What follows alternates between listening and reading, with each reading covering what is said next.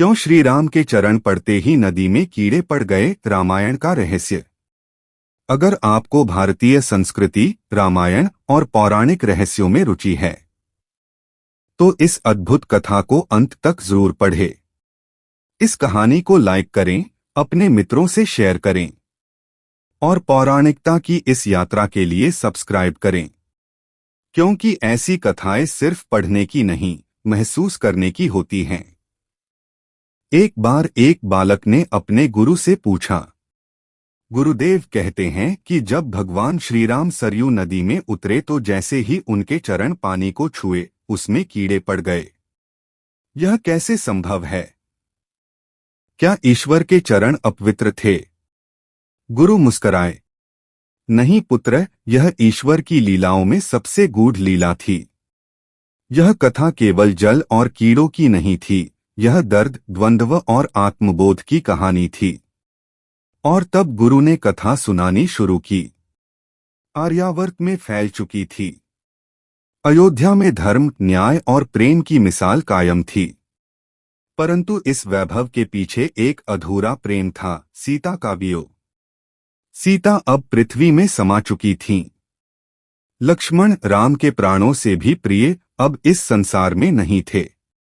राम बाहरी रूप से राजा थे, पर भीतर से एक तपस्वी, एक विरक्त, एक आत्मबोध की ओर बढ़ता हुआ पुरुष। कर्तव्य था, पर अब कारण नहीं बचा। प्रभु श्री राम अब लौटना चाहते थे, अपने लोक, अपने स्वरूप में। राम ने अंतिम बार अपने भाइयों को गले लगाया। भरत, शत्रुघ्न, मंत्रीगण और अयोध्या की प्रजा सभी भावुक थे।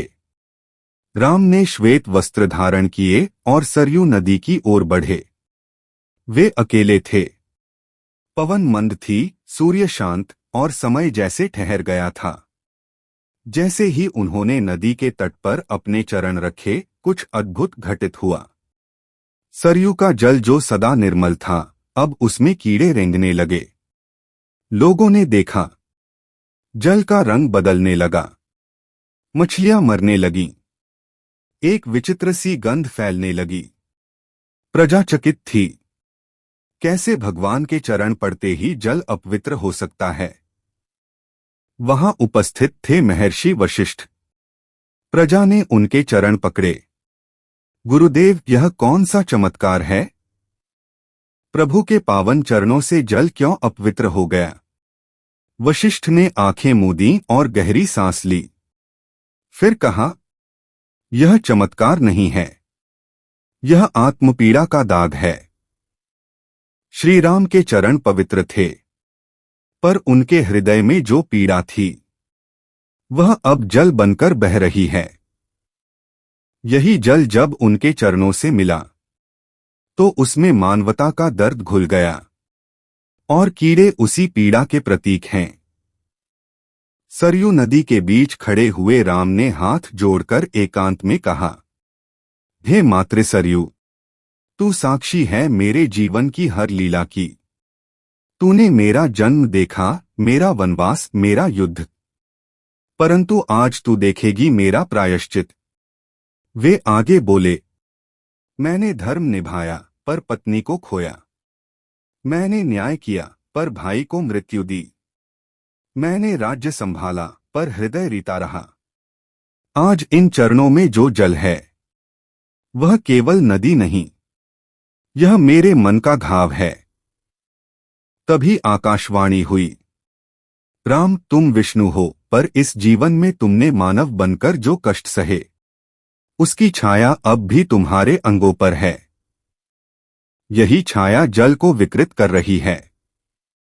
जब तक तुम स्वयं को पूर्ण रूप से मुक्त नहीं करोगे, प्रकृति भी मुक्त नहीं होगी।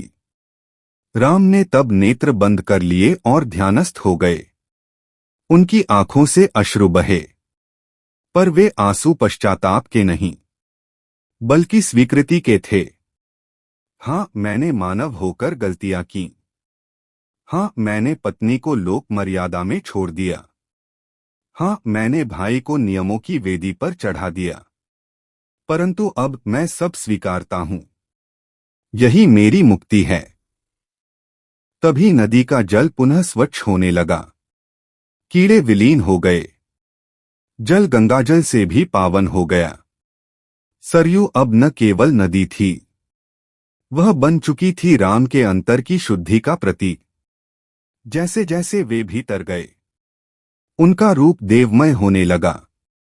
शंखध्वनि हुई, पुष्पवर्षा होने लगी। वह क्षण केवल मृत्यु नहीं था, वह मोक्ष का प्रवेशद्वार था। प्रजा ने देखा, सरयू में राम का शरीर नहीं रहा, केवल एक ज्योति उठी और आकाश में समा गई। श्री राम के चरणों से कीड़े नहीं निकले, बल्कि उस पीड़ा का विसर्जन हुआ जो उन्होंने युगों तक दबाकर रखी थी। यह कथा केवल राम की नहीं, हर उस व्यक्ति की है जो भीतर से टूटा होता है पर बाहर से मुस्कराता है। यदि आपको यह कथा भावनात्मक और ज्ञानवर्धक लगी हो तो कृपया इसे लाइक करें, अपने मित्रों और परिवार से शेयर करें और ऐसे ही पौराणिक प्रसंगों के लिए इस चैनल को सब्सक्राइब करें।